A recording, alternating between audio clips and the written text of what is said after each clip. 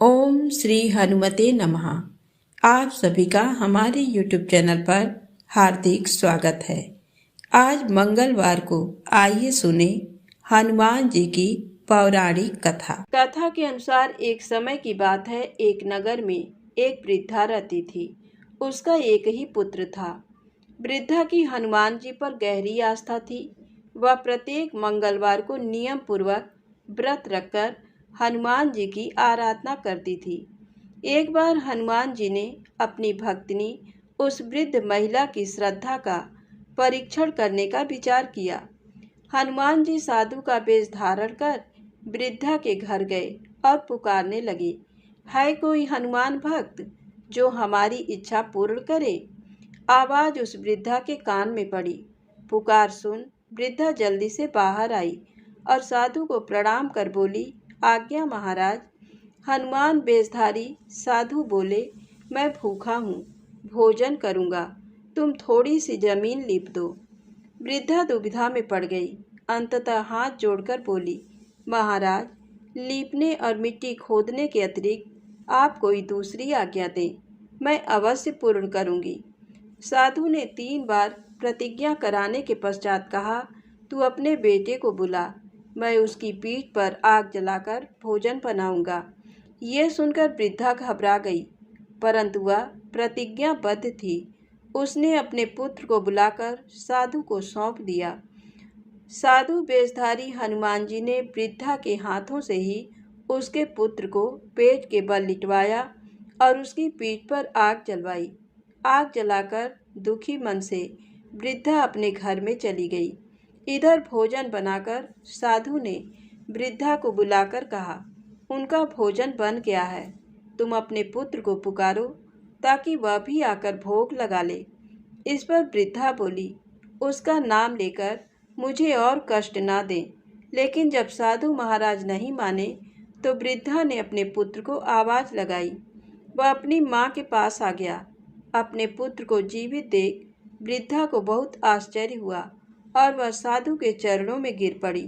तब हनुमान जी अपने वास्तविक रूप में प्रकट हुए और वृद्धा को भक्ति का आशीर्वाद दिया तो प्रेम से बोले, शंकर भगवान की जय हो, बजरंग बली की जय हो। आइए सुने मंगलवार व्रत की पौराणिक कथा। एक बार नैमिषारण्य तीर्थ में 80,000 मुनि एकत्र होकर पुराणों के ज्ञाता श्री सूत जी से पूछने लगे, हे महामुने, आपने हमें अनेक पुराणों की कथाएं सुनाई हैं।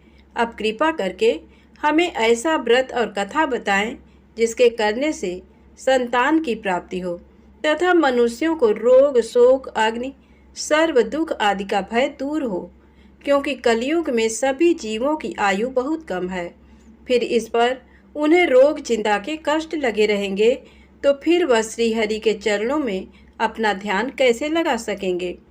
श्री सूत जी बोले, हे मुनियों, आपने लोक कल्याण के लिए बहुत ही उत्तम बात पूछी है। एक बार युधिष्ठिर ने भगवान श्री कृष्ण से लोक कल्याण के लिए यही प्रश्न किया था। भगवान श्री कृष्ण और युधिष्ठिर का संवाद तुम्हारे सामने कहता हूँ, ध्यान देकर सुनो। एक समय पांडवों की सभा में श्री कृष्ण जी बैठे हुए थे। तब युधिष्ठिर ने भगवान श्री कृष्ण से प्रश्न किया, हे प्रभु नंद नंद गोविंद, आपने मेरे लिए अनेकों कथाएं सुनाई हैं। आज आप कृपा करके ऐसा व्रत या कथा सुनाएं जिसके करने से मनुष्य को रोग चिंता का भय समाप्त हो और उसको पुत्र की प्राप्ति हो। हे प्रभु, बिना पुत्र के जीवन व्यर्थ है। पुत्र के बिना मनुष्य नरकगामी होता है। पुत्र के बिना मनुष्य पितृ ऋण से छुटकारा नहीं पा सकता और न ही उसका पुन्नग नामक नरक से उद्धार हो सकता है। अतः पुत्रदायक व्रत बतलाएं। श्री कृष्ण भगवान बोले, हे राजन, मैं एक प्राचीन इतिहास सुनाता हूँ, आप उसे ध्यान पूर्वक सुनो। कुंडलपुर नामक एक नगर था। उसमें नंदा नामक एक ब्राह्मण रहता था। भगवान की कृपा से उसके पास सब कुछ था, फिर भी वह दुखी था। इसका कारण ये था कि ब्राह्मण की स्त्री सुनंदा के कोई संतान न थी। सुनंदा पतिव्रता थी, भक्तिपूर्वक श्री हनुमान जी की आराधना करती थी। मंगलवार के दिन व्रत करके अंत में भोजन बनाकर हनुमान जी का भोग लगाने के बाद स्वयं भोजन करती थी। एक बार मंगलवार के दिन ब्राह्मणी गृह कार्य की अधिकता के कारण हनुमान जी को भोग न लगा सकी, तो इस पर उसे बहुत दुख हुआ। उसने कुछ भी नहीं खाया और अपने मन में प्रण किया कि अब तो अगले मंगलवार को ही हनुमान जी का भोग लगाकर अन्न जल ग्रहण करेगी। ब्राह्मणी सुनंदा प्रतिदिन भोजन बनाती, श्रद्धा पूर्वक पति को खिलाती, परंतु स्वयं भोजन नहीं करती और मन ही मन श्री हनुमान जी की आराधना करती थी। इसी प्रकार 6 दिन गुजर गए और ब्राह्मणी सुनंदा अपने निश्चय के अनुसार भूखी प्यासी निराहार रही और अगले मंगलवार को ब्राह्मणी सुनंदा प्रातःकाल ही बेहोश होकर गिर पड़ी।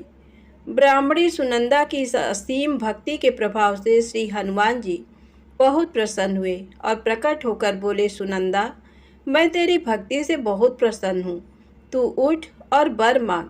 सुनंदा अपने आराध्य देव श्री हनुमान जी को देखकर आनंद की अधिकता से विह्वल हो श्री हनुमान जी के चरणों में गिरकर बोली, हे प्रभु, मेरी कोई संतान नहीं है, कृपा करके मुझे संतान प्राप्ति का आशीर्वाद दें, आपकी अति कृपा होगी। श्री महावीर जी बोले, तेरी इच्छा पूर्ण होगी, तेरे एक कन्या पैदा होगी, उसके अष्टांग प्रतिदिन सोना दिया करेंगे। इस प्रकार कहकर श्री महावीर जी अंतर्ध्यान हो गए। ब्राह्मणी सुनंदा बहुत हर्षित हुई और सभी समाचार अपने पति से कहा।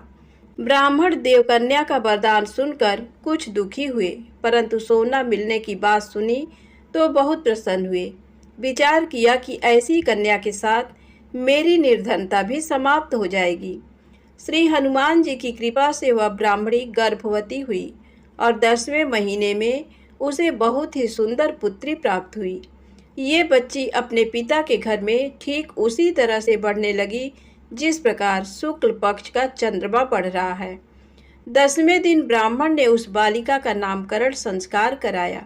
उसके कुल पुरोहित ने उस बालिका का नाम रत्नावली रखा, क्योंकि ये कन्या सोना प्रदान किया करती थी। इस कन्या ने पूर्व जन्म में बड़े ही विधान से मंगल देव का व्रत किया था। रत्नावली का अष्टांग बहुत सा सोना देता था। उस सोने से नंदा ब्राह्मण बहुत ही धनवान हो गया। अब ब्राह्मणी भी बहुत अभिमान करने लगी थी। समय बीतता रहा। अब रत्नावली 10 वर्ष की हो चुकी थी। एक दिन जब नंदा ब्राह्मण प्रसन्न चित्त था, तब सुनंदा ने अपने पति से कहा, मेरी पुत्री रत्नावली विवाह के योग्य हो गई है, अतः आप कोई सुंदर तथा योग्य वर देखकर इसका विवाह कर दें। ये सुन ब्राह्मण बोला, अभी तो रत्नावली बहुत छोटी है। तब ब्राह्मणी बोली, शास्त्रों की आज्ञा है कि कन्या 8वें वर्ष में गौरी, 9 वर्ष में रोहिणी, 10वें वर्ष में कन्या, इसके पश्चात रस्वला हो जाती हैं। गौरी के दान से पाताल लोक की प्राप्ति होती है, रोहिणी के दान से वैकुंठ लोक की प्राप्ति होती है, कन्या के दान से इंद्रलोक में सुखों की प्राप्ति होती है। अगर हे पतिदेव रजस्वला का दान किया जाता है तो घोर नरक की प्राप्ति होती है। इस पर ब्राह्मण बोला, अभी तो रत्नावली मात्र 10 ही वर्ष की है और मैंने तो 16-16 साल की कन्याओं के विवाह कराए हैं, अभी जल्दी क्या है।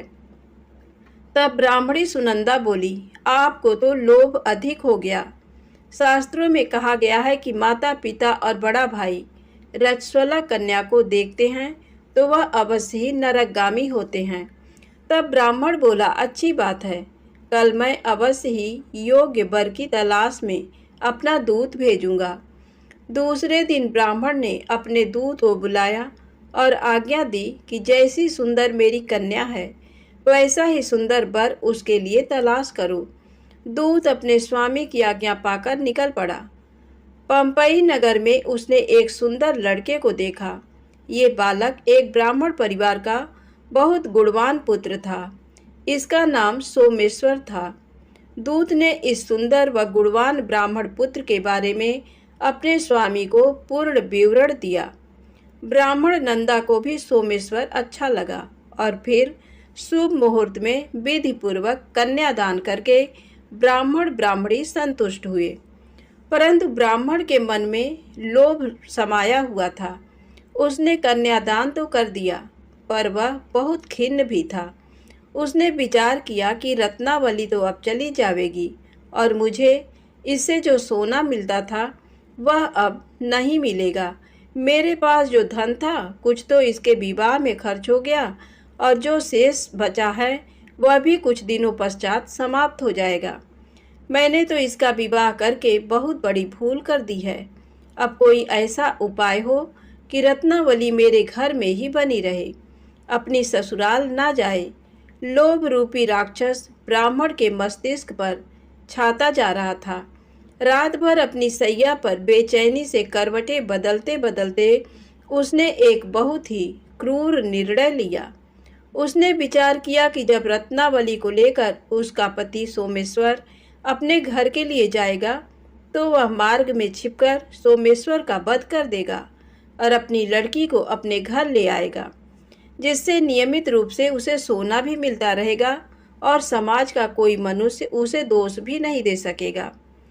प्रातः काल हुआ तो नंदा और सुनंदा ने अपने जमाई तथा लड़की को बहुत सारा धन देकर विदा किया।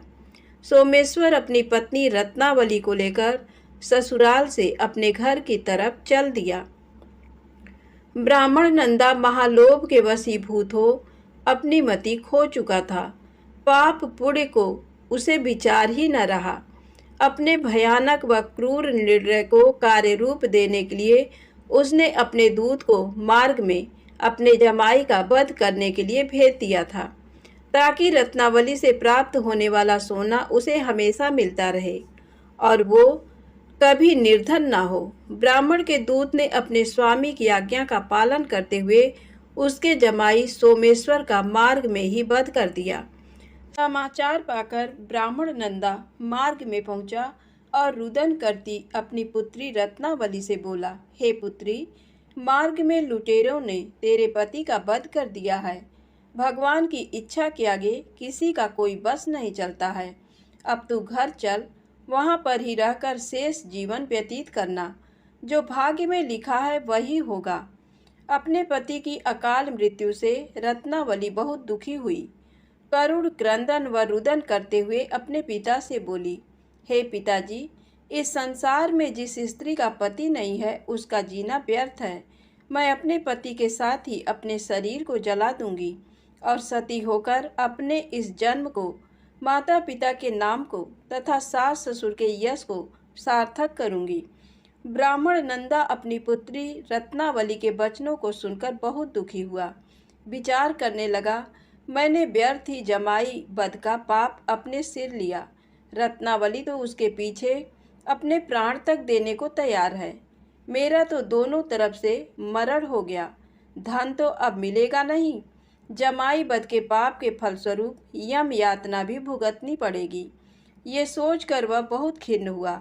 सोमेश्वर की चिता बनाई गई। रत्नावली सती होने की इच्छा से अपने पति का सिर अपनी गोद में रखकर चिता में बैठ गई।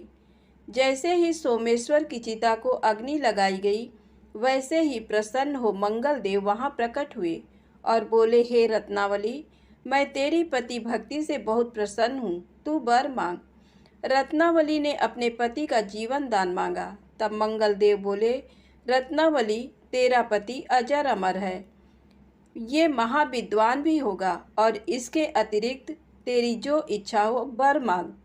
तब रत्नावली बोली, हे ग्रहों के स्वामी, यदि आप मुझ पर प्रसन्न हैं तो मुझे ये वरदान दीजिए कि जो भी मनुष्य मंगलवार के दिन प्रातःकाल लाल पुष्प लाल चंदन से पूजा करके आपका स्मरण करे, उसको रोग व्याधि ना हो, स्वजनों का कभी वियोग ना हो, सर्प अग्नि तथा शत्रुओं का भय ना रहे। जो स्त्री मंगलवार का व्रत करे वह कभी विधवा ना हो।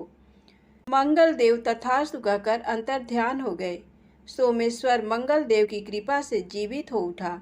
रत्नावली अपने पति को पुनः प्राप्त कर बहुत प्रसन्न हुई और मंगल देव का व्रत प्रत्येक मंगलवार को करके व्रतराज और मंगल देव की कृपा से इस लोक में सुख ऐश्वर्य को भोगते हुए अंत में अपने पति के साथ स्वर्ग लोक को गई।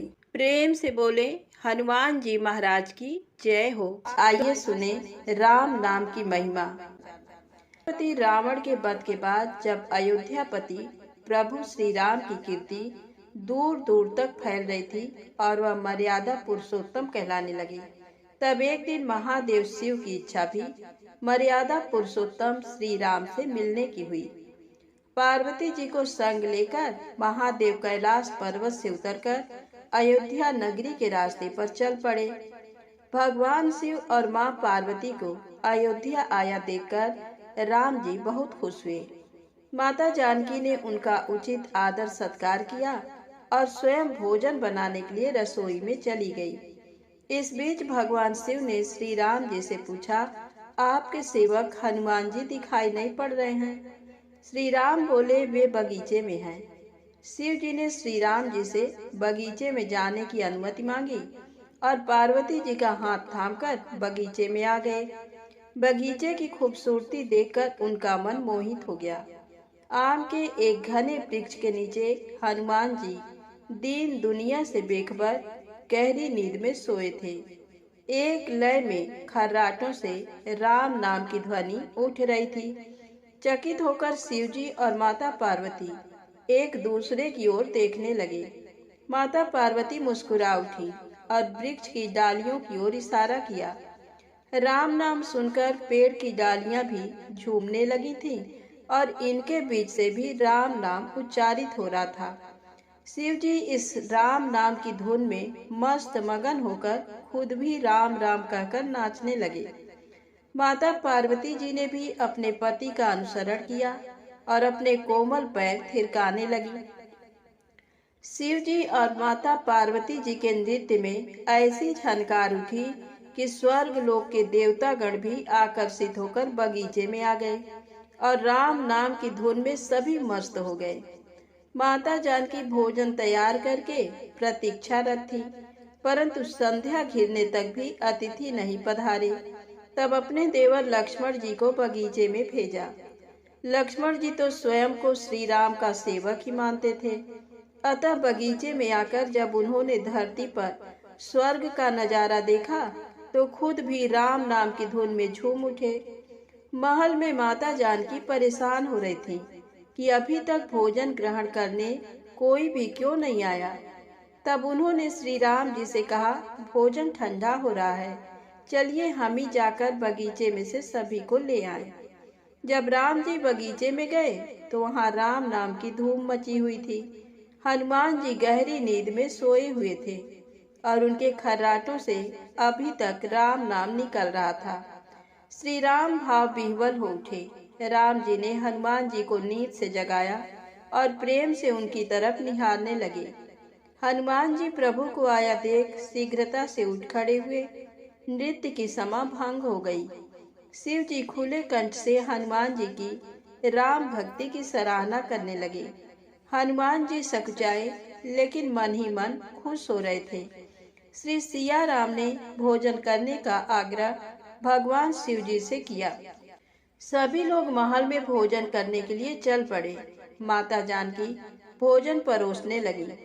हनुमान जी को भी श्री राम जी ने पंक्ति में बैठने का आदेश दिया।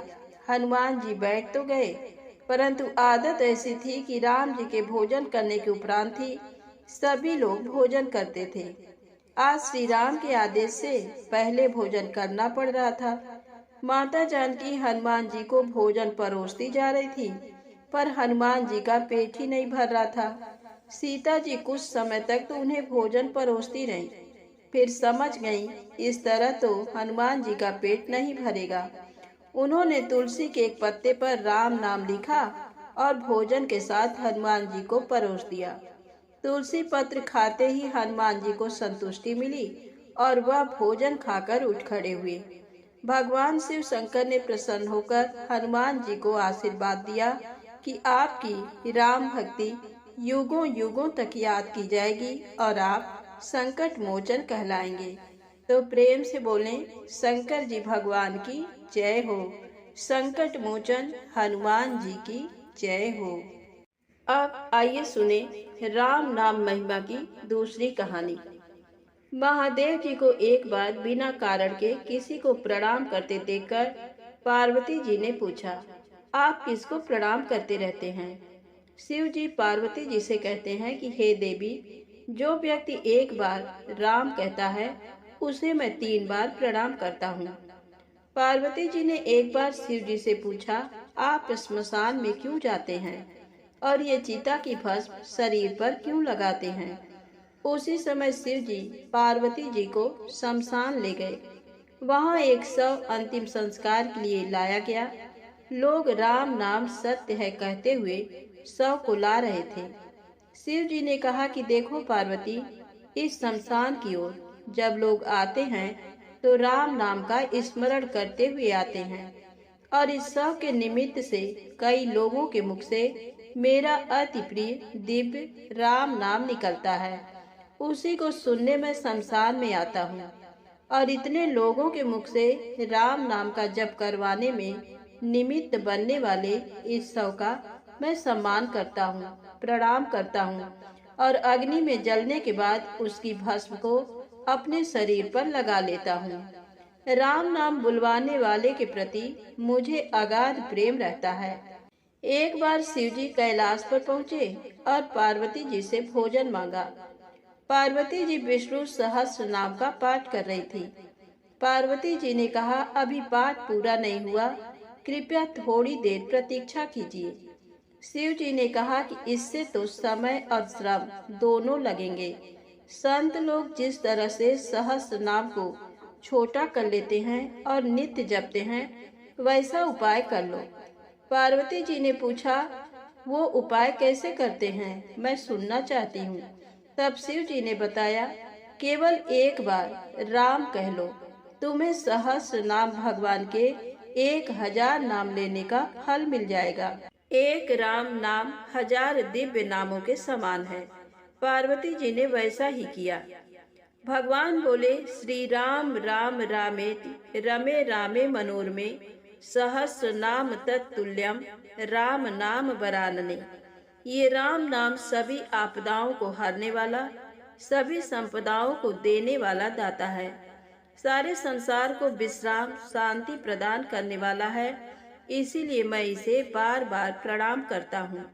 भवसागर के सभी समस्याओं और दुख के बीजों को भूंज के रख देने वाला, समूल नष्ट कर देने वाला, सुख संपत्तियों को अर्जित करने वाला, यमदूतों को भगाने वाला केवल राम नाम का गर्जन जप है।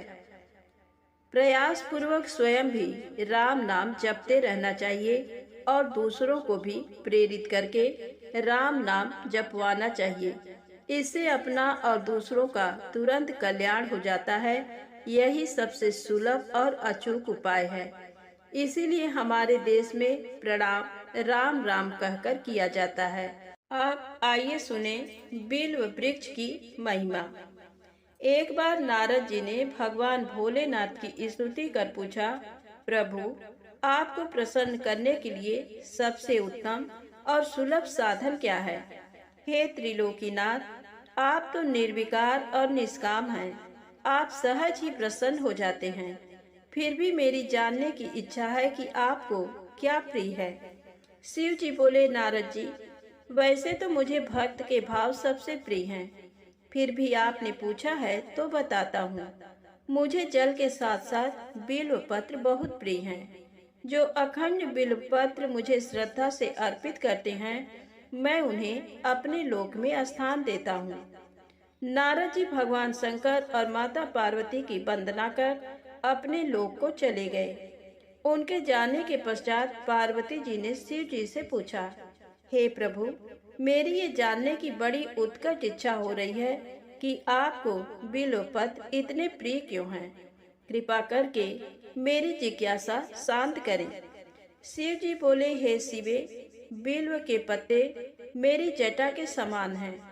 उसका त्रिपत्र यानी 3 पत्ते ऋग्वेद, यजुर्वेद और सामवेद हैं। शाखाएं समस्त शास्त्र का स्वरूप हैं। बिल्व वृक्ष को आप पृथ्वी का कल्प वृक्ष समझें, जो ब्रह्मा विष्णु शिव स्वरूप हैं। स्वयं महालक्ष्मी ने शैल पर्वत पर बिल्व वृक्ष रूप में जन्म लिया था। ये सुनकर पार्वती जी कौतूहल में पड़ गईं। उन्होंने पूछा, देवी लक्ष्मी ने आखिर बिल्व वृक्ष का रूप क्यों लिया? आप ये कथा विस्तार से कहें। तब भोलेनाथ ने देवी पार्वती को कथा सुनानी शुरू की। हे देवी, सतयुग में ज्योति रूप में मेरे अंश का रामेश्वर लिंग था। ब्रह्मा आदि देवों ने उसका विधिवत पूजन अर्चन किया था। फलतः मेरे अनुग्रह से वाग देवी सबकी प्रिया हो गईं। वे भगवान विष्णु को सतत प्रिय हो गईं। मेरे प्रभाव से भगवान केशव के मन में वाग देवी के लिए जितनी प्रीति हुई वह स्वयं लक्ष्मी को नहीं भाई। अतः लक्ष्मी देवी चिंतित और रुष्ट होकर परम उत्तम श्रीशैल पर्वत पर चली गई। वहां उन्होंने मेरे विग्रह की उग्र तपस्या प्रारंभ कर दी। हे परमेश्वरी, कुछ समय बाद महालक्ष्मी जी ने मेरे विग्रह से थोड़ा ऊर्ध्व में एक वृक्ष का रूप धारण कर लिया और अपने पत्र पुष्प द्वारा निरंतर मेरा पूजन करने लगी। इस तरह उन्होंने कोटि वर्ष तक आराधना की। अंततः उन्हें मेरा अनुग्रह प्राप्त हुआ। महालक्ष्मी ने मांगा कि श्री हरि के हृदय में मेरे प्रभाव से वाग्देवी के लिए जो स्नेह हुआ है वह समाप्त हो जाए। शिव जी बोले, मैंने महालक्ष्मी को समझाया कि श्री हरि के हृदय में आपके अतिरिक्त किसी और के लिए कोई प्रेम नहीं है। वाग्देवी के प्रति तो उनकी श्रद्धा है। ये सुनकर श्री लक्ष्मी जी प्रसन्न हो गईं और पुनः श्री विष्णु के हृदय में स्थित होकर निरंतर उनके साथ विहार करने लगी। हे पार्वती, महालक्ष्मी के हृदय का एक बड़ा विकार इस प्रकार दूर हुआ था। इस कारण हरिप्रिया उसी वृक्ष रूप में सर्वदा अतिशय भक्ति से भरकर यत्न पूर्वक मेरी पूजा करने लगी। बिल्व इस कारण मुझे बहुत प्रिय है और मैं बिल्व वृक्ष का आश्रय लेकर रहता हूँ। बिल्व वृक्ष को सदा सर्व तीर्थमय एवं सर्व देवमय मानना चाहिए, इसमें तनिक भी संदेह नहीं है। बिल्व पत्र, बिल्व फूल, बिल्व वृक्ष अथवा बिल्व काष्ठ के चंदन से जो मेरा पूजन करता है वह भक्त मेरा प्रिय है। बिल्व वृक्ष को शिव के समान ही समझो, वह मेरा शरीर है। जो बिल्व पर चंदन से मेरा नाम अंकित करके मुझे अर्पण करता है, मैं उसे सभी पापों से मुक्त करके अपने लोक में स्थान देता हूँ। उस व्यक्ति को स्वयं लक्ष्मी जी भी नमस्कार करती हैं। जो बिल्व मूल में प्राण छोड़ता है उसको रुद्र देह प्राप्त होता है। तो प्रेम से बोले, विष्णु भगवान माता लक्ष्मी की जय हो। शंकर भगवान माँ गौरी माता की जय हो। अब आइए सुने मंगलवार को सुनी जाने वाली मंगला गौरी माता की पौराणिक कथा। कुरु देश में श्रुतकीर्ति नामक एक विद्वान कीर्तिशाली शत्रुओं का नाश करने वाला 64 कलाओं का ज्ञाता तथा धनुर्विद्या में कुशल राजा हुआ था। पुत्र के अतिरिक्त अन्य सभी शुभ चीजें उस राजा के पास थी। अतः वह राजा संतान के विषय में अत्यंत चिंतित हुआ और जब ध्यान पूर्वक देवी की आराधना करने लगा तब उसकी कठोर तपस्या से देवी प्रसन्न हो गईं और उससे ये वचन बोली, हे सुब्रत, वर मांगो। श्रुतकीर्ति बोला, हे देवी, यदि आप मुझ पर प्रसन्न हैं तो मुझे सुंदर पुत्र दीजिए। हे देवी, आपकी कृपा से अन्य किसी भी वस्तु का अभाव नहीं है। उसका ये वचन सुनकर पवित्र मुस्कान वाली देवी ने कहा, हे राजन, तुमने अत्यंत दुर्लभ वर मांगा है, फिर भी कृपा बस मैं तुम्हें अवश्य दूंगी। किंतु हे राजेंद्र सुनिए, यदि परम गुणी पुत्र चाहते हो तो वह केवल 16 वर्ष तक जीवित रहेगा, और यदि रूप तथा विद्या से विहीन पुत्र चाहते हो तो दीर्घजीवी होगा। देवी का ये वचन सुनकर राजा चिंतित हो उठा और पुनः अपनी पत्नी से परामर्श करके उसने गुणवान तथा सभी शुभ लक्षणों से संपन्न 16 वर्ष की आयु वाला पुत्र मांगा। तब देवी ने भक्ति संपन्न राजा से कहा, हे नृपनंदन, मेरे मंदिर के द्वार पर आम का वृक्ष है, उसका एक फल लाकर मेरी आज्ञा से अपनी भार्या को उसे भक्षण करने हेतु प्रदान करो, जिससे वह शीघ्र ही गर्भ धारण करेगी, इसमें संदेह नहीं है। प्रसन्न होकर राजा ने वैसा ही किया और उसकी पत्नी ने गर्भ धारण कर लिया। 10वें महीने में उसने देव तुल्य सुंदर पुत्र को जन्म दिया। तब हर्ष तथा शोक से युक्त राजा ने बालक का जात कर्म आदि संस्कार किया और शिव का स्मरण करते हुए उसका नाम चिरायु रखा। इसके बाद पुत्र के 16 वर्ष के होने पर पत्नी सहित राजा चिंता में पड़ गए और वे विचार करने लगे कि ये पुत्र बड़े कष्ट से प्राप्त हुआ है और मैं इसकी दुखद मृत्यु अपने ही सामने कैसे देख सकूंगा। ऐसा विचार करके राजा ने पुत्र को उसके मामा के साथ काशी भेज दिया। प्रस्थान के समय राजा की पत्नी ने अपने भाई से कहा कि कार्पटिक का वेश धारण करके आप मेरे पुत्र को काशी ले जाइए। मैंने भगवान मृत्युंजय से पूर्व में पुत्र के लिए प्रार्थना की थी और कहा था कि हे विश्वेश, आप जगतपति की यात्रा के लिए मैं उस पुत्र को अवश्य भेजूंगी। अतः आप मेरे पुत्र को आज ही ले जाइए और सावधानी पूर्वक इसकी रक्षा कीजिएगा। अपनी बहन की ये बात सुनकर भांजे के साथ वो चल पड़ा। कई दिनों तक चलते चलते वह आनंद नामक नगर में पहुंचा। वहां सभी प्रकार की समृद्धियों से संपन्न वीरसेन नाम वाला राजा रहता था। उस राजा की एक सर्वलक्षण संपन्न युवावस्था प्राप्त मनोहर तथा रूप लावण्यमयी मंगला गौरी नामक कन्या थी। सभी उपमानों को तुच्छ करके सौंदर्य अभिवृद्धि को प्राप्त वह कन्या किसी समय सखियों के साथ नगर के उपवन में क्रीड़ा करने के लिए गई हुई थी।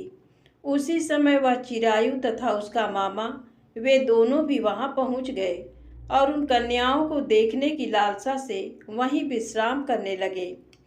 इसी बीच विनोद पूर्वक क्रीड़ा करती हुई उन कन्याओं में से किसी एक ने कुपित होकर राजकुमारी को राणा ये कुवचन कह दिया। तब उस अशुभ वचन को सुनकर राजकुमारी ने कहा, तुम अनुचित बात क्यों बोल रही हो? मेरे कुल में तो इस प्रकार की कोई नहीं है। मंगला गौरी की कृपा से तथा उनके व्रत के प्रभाव से विवाह के समय जिसके सर पर मेरे हाथ से अक्षत पड़ेंगे, हे सखी, वह यदि अल्प आयु वाला होगा तो भी चिरंजीवी हो जाएगा। इसके बाद वह सभी कन्याएं अपने अपने घर चली गईं। उसी दिन राजकुमारी का विवाह था। बाहलीक देश के दृढ़धर्मा नामक राजा के सुकेतु नाम वाले पुत्र के साथ उसका विवाह निश्चित किया गया था। वह सुकेतु विद्याहीन, कुरूप तथा बहरा था। तब सुकेतु के साथ आए हुए उन लोगों ने विचार किया कि इस समय कोई दूसरा श्रेष्ठ वर ले जाना चाहिए और विवाह संपन्न हो जाने के बाद वहां सुकेतु पहुंच जाए। उन लोगों ने चिरायु के मामा के पास जाकर याचना की कि आप इस बालक को हमें दे दीजिए, जिससे हमारा कार्य सिद्ध हो जाए। इस पृथ्वी पर परोपकार के समान दूसरा कोई धर्म नहीं है। उनकी बात सुनकर चिरायु का मामा मन ही मन बहुत प्रसन्न हुआ, क्योंकि इसने उपवन में पहले ही कन्या मंगला गौरी की बात सुन ली थी। फिर भी उसने एक बार कहा कि आप लोग इसे किस लिए मांग रहे हैं? कार्य की सिद्धि हेतु वस्त्र, अलंकार आदि मांगे जाते हैं, वर तो कहीं भी नहीं मांगा जाता। तथापि आप लोगों का सम्मान रखने के लिए मैं इसे दे रहा हूँ।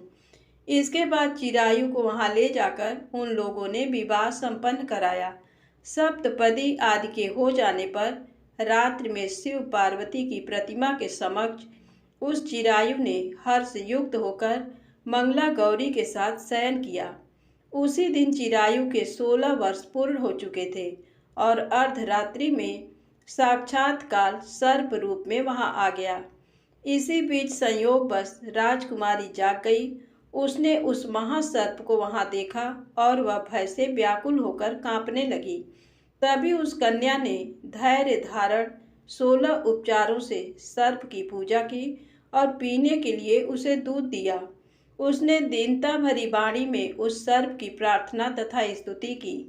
मंगला गौरी प्रार्थना करने लगी कि मैं उत्तम व्रत को करूंगी, जिससे मेरे पति जीवित रहें। ये जिस तरह से चिरकाल तक जीवित रहें, आप वैसा कीजिए। इतने में सर्प वहां स्थित एक कमंडल में प्रवेश कर गया और उस मंगला गौरी ने अपनी कंचुकी से उस कमंडल का मुंह बांध दिया। इसी बीच उसका पति अंगड़ाई लेकर जाग गया और अपनी पत्नी से बोला, हे प्रिय, मुझे भूख लगी है। तब वह अपनी माता के पास जाकर खीर, लड्डू आदि ले आई और उसके द्वारा दिए भोज्य पदार्थ को उसने प्रसन्न मन होकर खाया। भोजन के पश्चात हाथ धोते समय उसके हाथ से अंगूठी गिर पड़ी। तांबूल खाकर वह पुनः सो गया। इसके बाद मंगला गौरी कमंडल को फेंकने के लिए जाने लगी। विधि की कैसी गति है कि उस कमंडल में से बाहर की ओर जगमग करती हुई हार कांति को देखकर वह आश्चर्यचकित हो गई। घट में स्थित उस हार को उसने अपने कंठ में धारण कर लिया। इसके बाद कुछ रात शेष रहते ही चिरायु का मामा आकर उसे ले गया।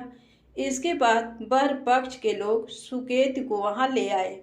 उसे देख मंगला गौरी ने कहा कि ये मेरा पति नहीं है। तब उन सभी ने उससे कहा, हे सुबे, तुम ये क्या बोल रही हो? यहाँ तुम्हारा कोई परिचायक हो तो उसे हम लोगों को बताओ। मंगला गौरी बोली, जिसने रात्रि में 9 रत्नों से बनी अंगूठी दी है, उसकी अंगुली में इसे डालकर परिचायक निशानी देख लें। मेरे पति ने रात्रि में मुझे जो हार दिया था उसके रत्नों का समुदाय कैसा है, इस बात को ये बताएं। ये तो कोई अन्य ही है। इसके अतिरिक्त रात्रि में आम सींचते समय उनका पैर कुमकुम से लिप्त हो गया था। वह मेरी जांघ पर अब भी विद्यमान है, उसे आप लोग शीघ्र देख लें। साथ ही रात में परस्पर भाषण तथा भोजन आदि जो कुछ किया गया था उसे भी ये बता दें, तब ये निश्चय ही मेरे पति हैं। इस प्रकार उसका वचन सुनकर सभी ठीक है कहने लगे, किंतु जब एक भी बात न मिली तब सभी ने सुकेतु को उसका पति होने से निषिद्ध कर दिया और वर पक्ष वाले जिस तरह से आए थे उसी तरह से चले गए। उसके बाद अपने वंश को बढ़ाने वाले महान यश से संपन्न तथा परम मनस्वी मंगला गौरी के पिता ने अन्न पान आदि का सत्र चलाया। उन्होंने वर पक्ष का वृत्तांत कानों कान सुन लिया कि स्वरूप से कुरूप होने के कारण लोगों के द्वारा किसी अन्य को वर के रूप में आदर पूर्वक लाया गया था।